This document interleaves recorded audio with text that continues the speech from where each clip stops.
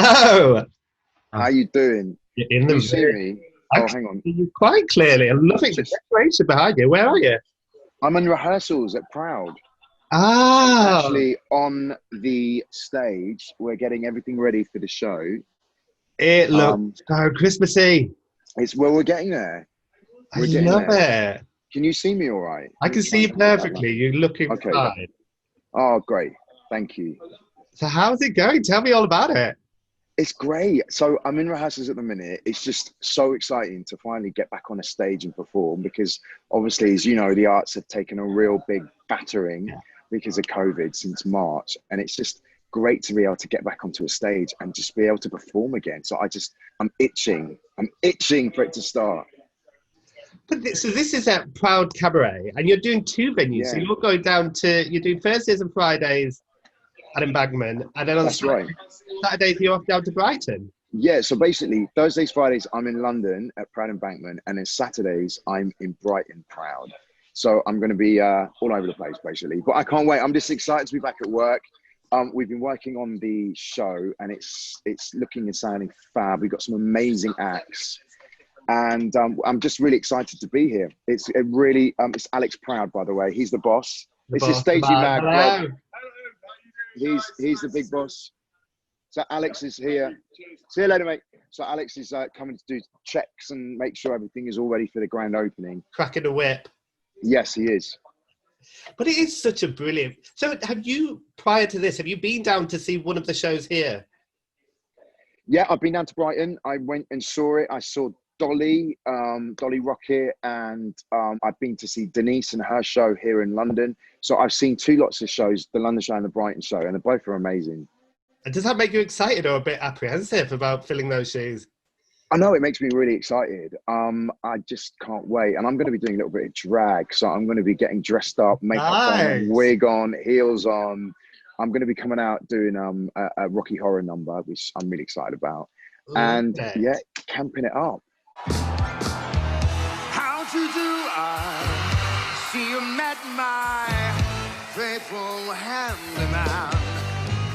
He's a little brought down because when you knocked, they thought you were the candy man. Didn't you, freaky? Don't get strung out by the way I look. Don't judge a book by its cover. I'm not much of a man by the light of day, but by night I'm one hell of a lover. I'm just a sweet transgressor. From transsexual, translator.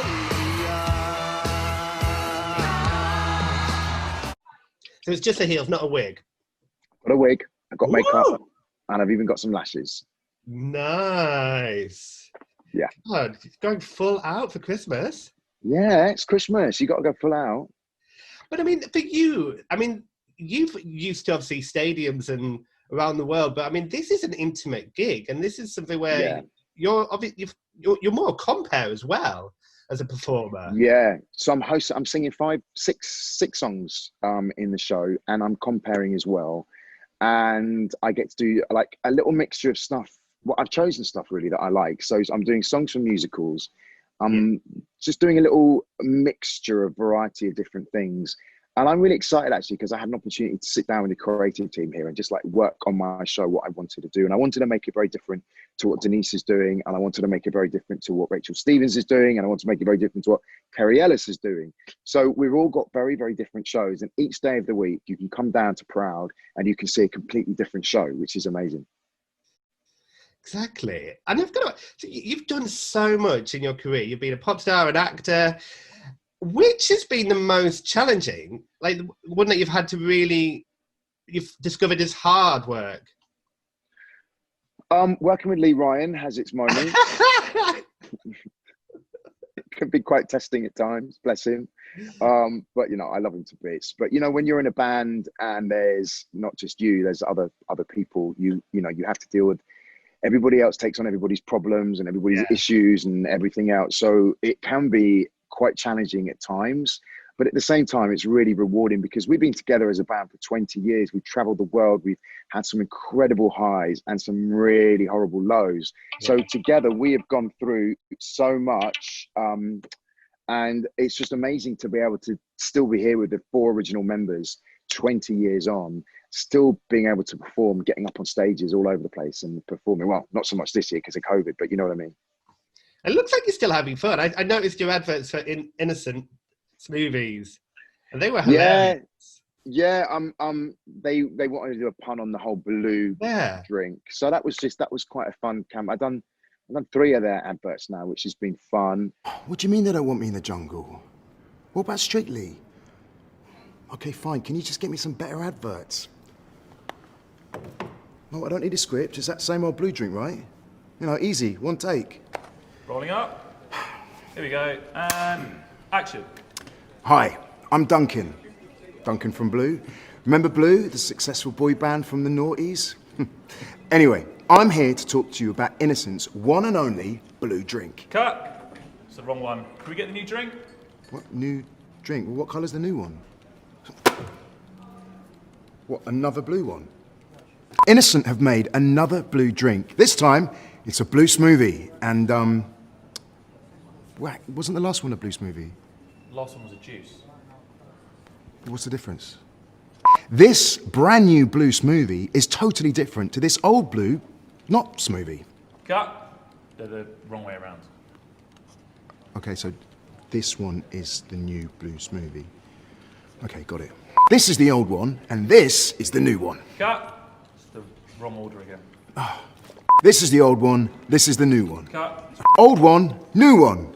Old one, new one. Wrong order. Stupid thing.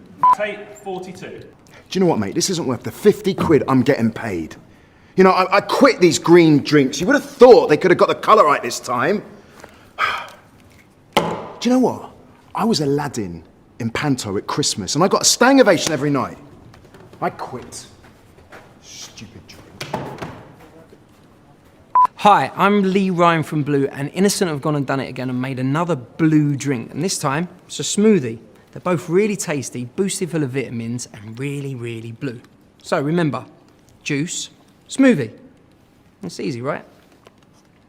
Cut. Perfect. Yeah. It's blue, it's blue, it's blue. This one's actually blue. Is it? I've just been really grateful that I've continued to have kept working, especially during lockdown as well. It's been tough because, you know, so many people have been unemployed and out of work and furloughed. And it's been tough. I've had some scary times as well, but I'm lucky that there's always been something that's going on or something to look forward to. And for the last couple of months, I've been looking forward to the Proud shows. I was meant to open in November. And then, of course, we went into lockdown number 2. So that all got postponed. But now I'm really looking forward to opening on the 3rd of December here in London and then 5th of December in Brighton. So how have you been spending lockdown? Have you found any more skills? What have you been doing? I've been doing a lot of eating and a lot of cooking and a lot of drinking and wine with my mum. So yeah, we've been literally binge watching Netflix. We've watched some incredible stuff. I don't know if you've watched Queen's Gambit, but it is like, oh my God, it's the best fucking thing ever. I love it. It's so cool. And I watched The Crown, and we watched the whole, from very, very first episode to the very, very final episode of The Walking Dead. And if anybody knows about The Walking Dead, it's a lot of episodes. It's a lot of series. I know, we watched that in like the first lockdown. So we literally did 10 seasons. Each season's like 16 episodes long. Each episode's like an hour long. So me and my mum did a whole lot of watching Walking Dead, yeah. And Andrew Lincoln's amazing. I think he's doing a Christmas Carol at the Old Vic. Really? Yeah. Oh. Fire alarm. Look out for that. How is your mum? Because we all saw her on First Date Hotel. My mum's great. She is still looking for love. She didn't get anywhere with the date that she went on. So she's still single. She's still looking to meet that special somebody. And I just hope one day, I pray that she'll meet somebody lovely and I can walk her down the aisle and see her getting married, because she's never been married, my mum. So, you know, I think every woman's dream in a way, isn't it, from a little girl, is to be married down the aisle and have a nice big wedding. But it never happened for my mum. So I really hope one day it happens. And I've got to ask about your daughter, because she is incredible. You must be so proud. Yeah, I'm so proud. She's a real talented little thing. And she's done it so incredibly well with her ballet. And she's now 15 years old. She's at the Royal Ballet School. She's just blown me away with how incredible she's been and how much of a great work ethic she's got and how dedicated and focused is and how much love she has for dance. And that's something that it's come organically from her. It's not something that we pushed and made her do. It's just something that she absolutely loves, and she wants to be the best. And she's got a real great sense of discipline at such a young age. And ballet is her life. So she's just ballet mad. But what an incredible discipline as well, because that's not easy. No, it's really tough. And like over the summer, I was very lucky to have her for 6 weeks to live with me. And I was taking her each day into summer school, socially distanced summer school. And it was lovely because I got to spend 6 weeks with her every day. And normally when she's at school, she boards at school and we only get to see her at weekends and stuff for like a night. So to have her for 6 weeks was just incredible. It was really lovely. And you mentioned she's going to be 16 next year. What type of father are you? Are you quite one of those? Should we be worried about who she brings home? Do they have to worry about meeting you? Do you know what? Her mum is the strict one. I'm kind of like, I'm dad who's just gives in, and I let mum be the strict one and dad be the soft one. And I was brought up without a dad, so I don't know what it's like to have a father in my life. So I just want to be her friend. Do you know what I mean? I want to be obviously somebody with authority, but I want to be her friend as well. And I want to be able to talk to me about anything. And sometimes I feel maybe she doesn't want to talk to mum about something, but she can always talk to me. And I just want her to know that I'm always there for her to talk to me about anything. And I'm never going to judge her. We'll just sit and have a conversation about things. I think that's sometimes the best way, just to, to have a friend in a family member as well, You mentioned you're going to be resurrecting Frankenfurter. Yeah. Are we expecting any Ticks or Warners or Billy Flynn's? Because these are all incredible shows that you've been in. Yeah, I mean, look, I've been so grateful that I've had an opportunity to do so many different musical theatre shows. I'm going to do a little an homage to Rocky Horror, and then I'm also going to be doing All I Care About Is Love from Chicago, because it was like the most famous Billy Flynn song. I love singing it, and we've got a nice routine with the girls, with the fans. So we're going to keep it quite authentic to the show, and then I'm going to throw in a little blues song in there as well. Nice. Are you going to be mixing it up, or will it be stripped back, or how's it going to work? No, I've had everything made. I went and I got a music producer to go and produce all the songs in a different arrangement, so they're kind of a bit different to what people would think. So I've done it my own versions of stuff, how I hear things, and I worked with the musical director to get everything right, how I wanted it to be, how I wanted it to sound. So I'm really pleased. That's the fantastic Lee Freeman, I believe. That is Lee Freeman, yeah. How's it been working with him? Lovely. I mean, he's such a nice guy, first of all, and he's so talented, and he's such a great pianist. And it was just lovely to basically come up with ideas together, sit around a piano and just rehearse and practice and get ideas together. So yeah, he's fab. And you mentioned Chicago, so that's a show that you did and then you returned to. Out of the other shows that you've done, Priscilla and Legally Blonde, would you return to those? Are there other shows out there that you'd like to have a go at? I really fell in love with playing Frank in Rocky Horror. It was, for me, the best role I've ever had to play. I just love it. It's so out there. It's just such a crazy role, and it's just a mad role, and the songs are fantastic. The musical score is just wonderful in Rocky Horror, and any opportunity I get to go back and play Frank again on a stage somewhere, I would jump at the chance. So yeah, I'm really excited to potentially do that again one day. But also there's other musicals that I'd love to do. Things like Sunset Boulevard would be an amazing show to do. Yeah, I mean, there's some great news shows that are out and about as well. And this is such a great, I mean, it's so sad what's happened to the West End with everything that's happened with COVID, because there's some wonderful shows, and I love going to the theatre. It's like the best thing in the world, just to go and sit down and be mesmerised and watch a show. And yeah, I just, it's been so sad that hearing all the stories about theatres having to close and some theatres might not open again because of the funding, and it's really, really hard to hear what's happened without any funding and support we've had by the government for theatre. So that's been really horrible. Yeah, we can talk about Panto, because you've done Panto three or four times now? 7. Wow. Yeah, 7. So yeah, I do Panto every year. And were you planning to do one this year? So this year was my first ever Panto year off, right. because I had gigs all over Christmas. So I was working over Christmas anyway. So unfortunately, I couldn't marry up my schedule with Panto, which was really annoying. And then the gigs got cancelled because of COVID, and then Pantos were still going ahead at that point. So then I spoke to my agent and said, right, my gigs are cancelled. Can you try and get me a Pantos? And we're talking about doing Pantos. And then the news came in that, no, there's going to be no Pantos. So now they're kind of slowly, I think, drips and drabs. Some Pantos are coming back. Yeah. But then at that point, I'd booked to be here in Proud all over Christmas and New Year's. So I'm just grateful that I've had some work, really. And getting to like have my own show as well, and getting to work with these amazing burlesque performers and dancers and acts has been incredible. And I've got to ask, what was it like to work with Mr. Tim McArthur? Because I've got one of his calendars. Have you got one of these? Oh, no, the bitch hasn't sent me one yet. I don't know whether... Send me one. Are these one of your Pantos? I can't tell. The one in the middle, I think, was my one. Nice. I absolutely love Tim. We have a very... a mother and son relationship. Nice. Yes, he's like mummy. But that was a fun cast, especially the twins. I was obsessed with the twins, Solomon and... Yeah. Do you know what? Have you seen that music? They're in the music video at the moment. MNEK. They're in his latest music video, which is great to see them pop up on the screen. I mean, they look just incredible, don't they? They're just so identical. It's crazy. And Louie, of course, Louie Westwood, who is just fabulous. The genie. I love Louie. I love Louie so much. Thank you, darling. Yeah, Louie's fabulous. Look at that. Just been given a coffee. There you go. Just brought to you.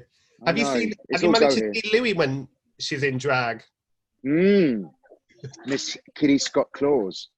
Do you know what? Funnily enough, I just finished filming a really fun show called Celebs on the Farm with Cheryl Hole, and Cheryl is in a girl band with Aloud.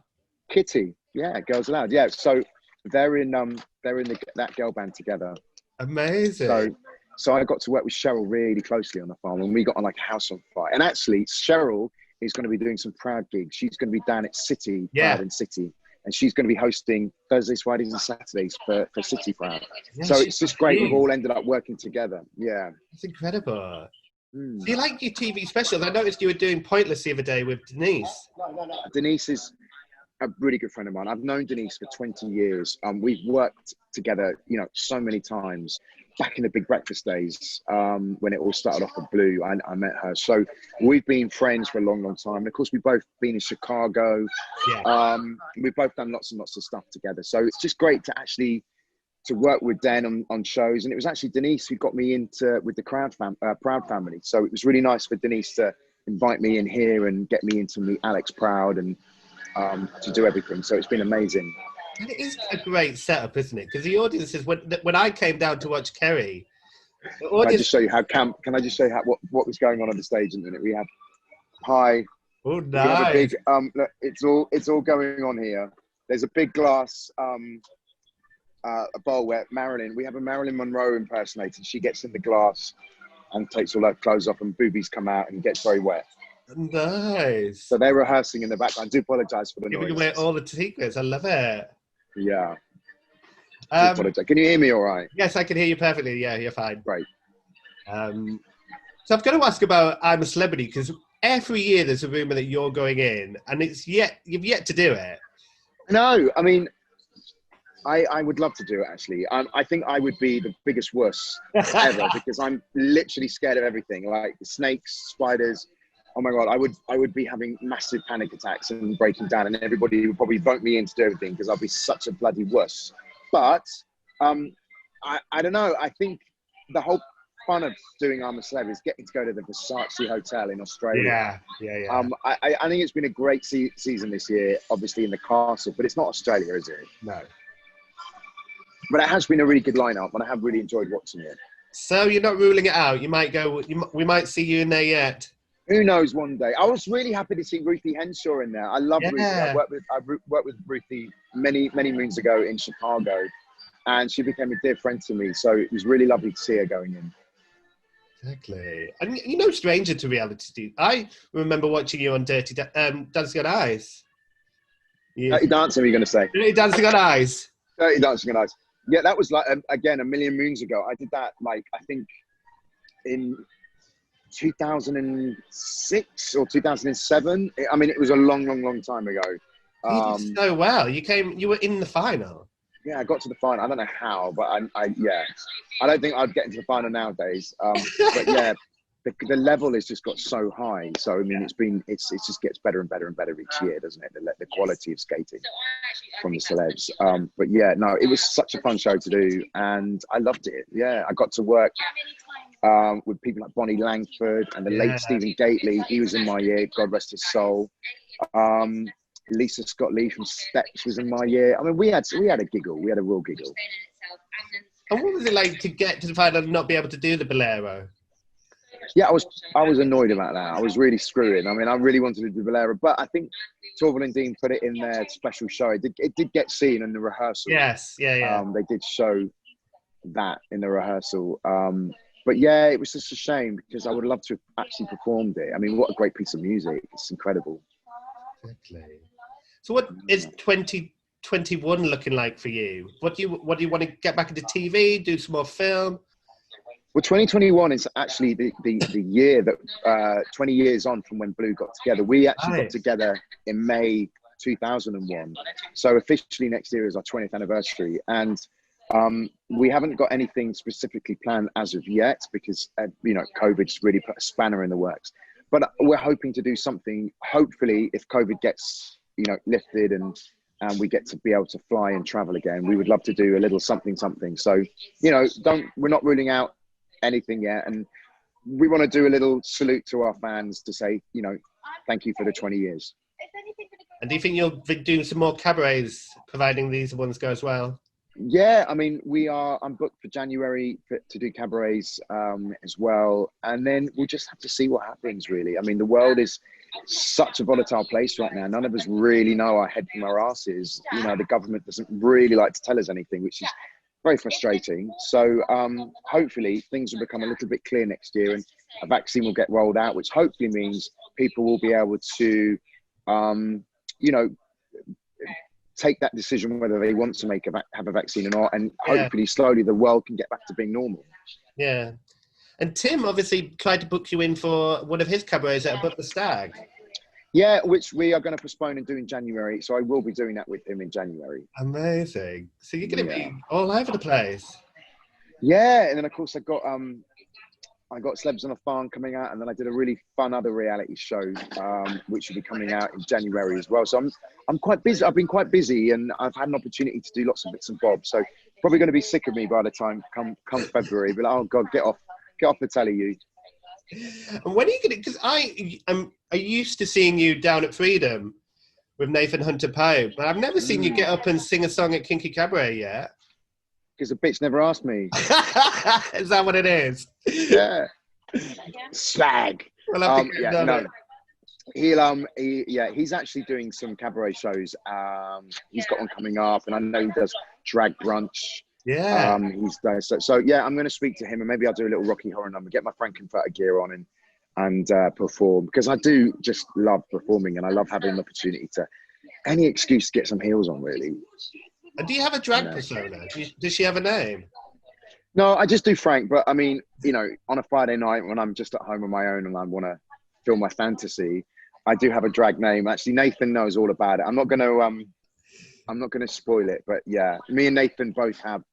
We used to live together, you see. Not like that, but as friends, we used to share a house together, and we used to have such a fun time together. And let's put it this way: he was called Natalie, and I was called Dolores, and we used to have lots of shenanigans and dressing up days and getting heels on. I don't know why, but he had loads of heels in his window. He was just like, let's get the heels on. Let's have a night. It was fun. So yeah, we used to have a giggle in our house together back in the day. God, that's a reality show in itself, that. Dolores and Natalie. No. Yeah. Can you believe I used to be straight? I know. Well, I did want to ask about this because obviously you speak so well about your decision to not put a label on it, and obviously the reason why you didn't come out. Do you ever look back, reflect on what it would have been like if you had have come out sooner, or were you happy to have come out when you did? I mean, in hindsight, you know, I wish probably I came out earlier and was not so frightened to have come out. But I think we were in a kind of different world back then. And, you know, 20 years ago when I was at the height of fame with Blue, it was quite a scary thing to admit that you were gay and come out, because you were living in a world where people like Steve Gately had come out in the News of the World, and you know, it was that whole kind of it wasn't as talked as much now. And I think now 20 years later, we are so much more liberal with the fact that we are more accepting, and the LGBT flag is flown so much more now, and I think with more respect for people in the LGBT community. And you know, it was a difficult time for me personally back then to come out. I was just really frightened, but I think now it's a lot more easy and it's a lot more accepting. And to be honest, people don't really care anymore. It's like, who cares? Do you know what I mean? Like back then it would make a newspaper, it would be a scandal. But nowadays it's like, well, let's celebrate the fact that you've come out. You know, let's not sensationalize it and make it a scandal. Let's actually just, you know, well done you, brilliant, you know, welcome to the family. And that's how it should be. But unfortunately, we haven't really had that ability back in the day. It was still looked upon differently, it's just really sad when you think about it. But things are better now. Things are much better now. You know, things are so much better now. So much better. So the decision was always yours. You never felt any pressure, or you weren't told not to by anybody. I just think that I had an army of female fans. I was signed to a very powerful record label, and you know, we were always worried about letting the record label down and, you know, losing fans, because they're the people that bought your records and gave you the success. So you didn't want to. We were almost personas. Do you know what I mean? We were all playing characters in a way. I was Duncan from Blue, you know, and it was Duncan from Blue, the ladies' man, who was dating people like Martine McCutcheon and Jerry Halliwell, which actually was a load of rubbish. But that's what the media portrayed, and that's kind of what you just went with, I guess. It wasn't true. So, you know, I guess you just kind of went with the fact that that's what the media was saying, so you just ran with it. I want to talk about your fitness, because you've had an incredible transformation when you look back to your early pictures. And is that what prompted you to do it? Did you see those pictures of Pat's and think, well... So actually, what did it? I remember being tapped by a photographer in Hampstead, and I was with my friends, and we were playing frisbee on a summer's afternoon, and I think it was Heat magazine got the picture and kind of ringed out around my stomach, and did a whole thing about, you know, someone's put on weight and calling me porky, or, you know, out of shape and unfit and unhealthy and all that kind of stuff. And it was like, I remember seeing it and thinking, oh my God, I look awful. And I just remember them circling my stomach with the overhang. And I just remember thinking, oh my God, you know, I need to, you know, stop drinking. I need to get out to the gym and start being a little bit more healthier and looking after myself. And of course, when a newspaper or magazine name and shame you, it does make you feel like, shit, I better do something about it. And, you know, most people in normal lives don't get named and shamed, and you just carry on. But when you're in the public eye, you do have that extra pressure on you to look good, and I don't know, to be healthy, I guess, or to try to show that you are an example of health and fitness in a way. And I guess then coming out as gay and getting onto the gay circuit and realizing, oh my God, all these gays, they all go to the gym. They're all like big, buff, sexy guys. And I thought, well, I better do something about this belly and go on a diet and get down the gym and start working out. And I think with anything really, once you get into something and you start enjoying it, that it becomes part of routine. Well, that's it. Exactly. You can tell that it is part of your routine, part of your life, that you actually enjoy. It's not for necessity or anything else. Yeah, no, back in the day, it was like more the fact I wanted to just, I was so ashamed of that picture. I always remember it. And I just felt like I just wanted to get fit. And I was still in my 20s. And I'd never really stepped foot in a gym up until that point. I think I was about 26, 27. And I remember doing dancing on ice and being quite unfit. And dancing on ice was a real wake-up call for me, because I thought, do you know what, I'm still a young boy, and I was finding it hard to lift up Maria, my partner, and I was not very strong. And I was like, I need to just, you know, get myself in good shape. And dancing on ice was the catalyst to actually getting me to train, getting me to work out. And then from dancing on ice, I realized that I had like some problems with my back and with injuries. So I wanted to try to strengthen my body, and yeah. And then of course I became a father, and I wanted to be a healthy, fit dad. And that was like a turning point for me to change my life around and stop smoking and stop drinking and stop partying, and, you know, just to become a little bit more responsible. And you mentioned your back, because you've had a couple of operations, haven't you, on your spine? Yeah, I had a terrible time actually with my back. It was a really horrible few years, and I was doing Cauda Equina in the desert at the time, and I was dancing in heels, as you do, running around on a stage, and not wearing much clothes. So I was trying to get down to the gym and make sure I was in shape and being fit. And then my back just gave away, and I ended up having to have emergency surgery on my spine. The disc fell out, landed on my sciatic nerve, suffocated the nerve, and I had to have emergency surgery.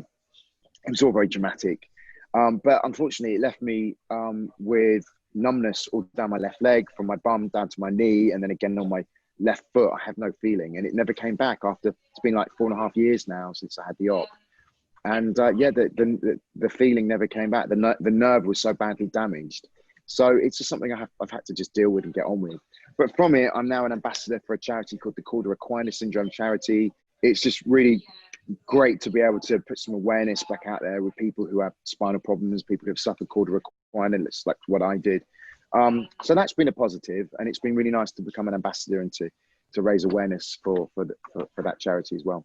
And I'm just going to ask one final question about Hollyoaks, because how long was it? 2 years you did that for?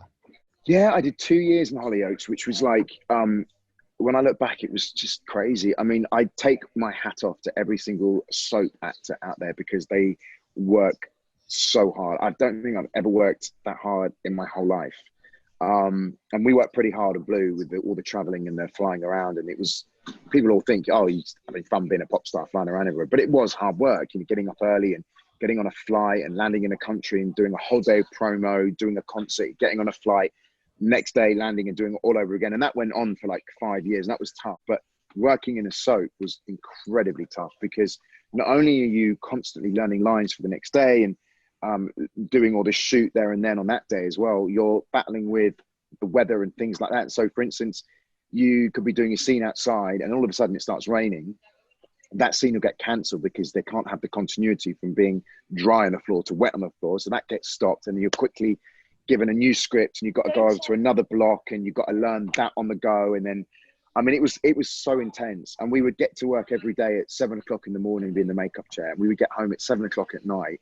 And as soon as you get home, you've got all your scripts to learn for the next day. And you're waking up at 6 in the morning, and as soon as you wake up, you're just right in the car on the way to work, trying to memorize your lines, sitting in the makeup chair on set at 8 o'clock in the morning, and off you go.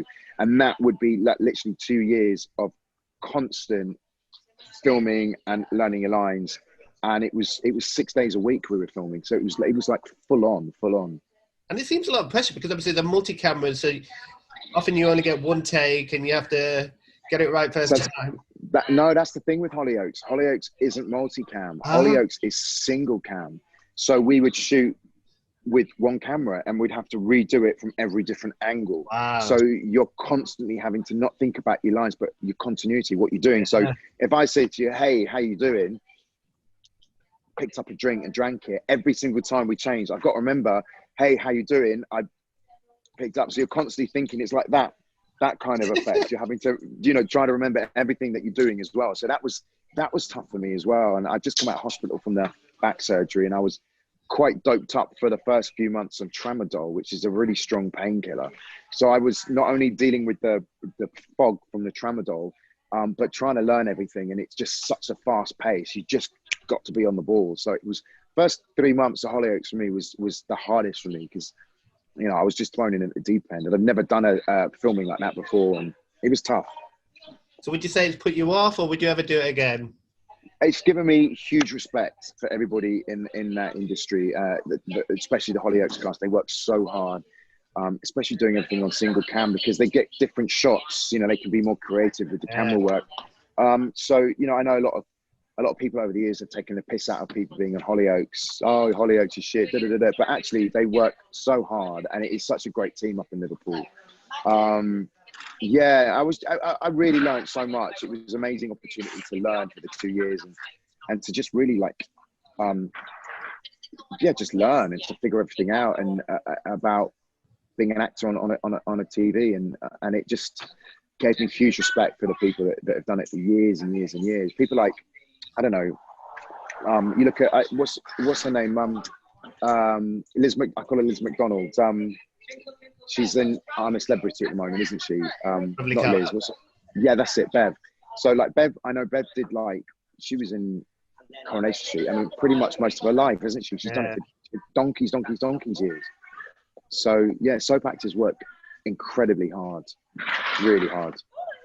Well, speaking of hard work, I'll better let you get back to your rehearsals. It's been a pleasure talking to you, and it sounds incredible. No, thank you, sir. Yeah, the show's great. Come down. It's at Proud Embankment. Thursdays, Fridays, I'm going to be here. Denise Van Outen's here Saturday nights. And then I'm going to be Saturday nights in Brighton. So it's going to be really good fun. Amazing. Well, have a great Christmas if I don't see you before then. Yeah, thank you so much.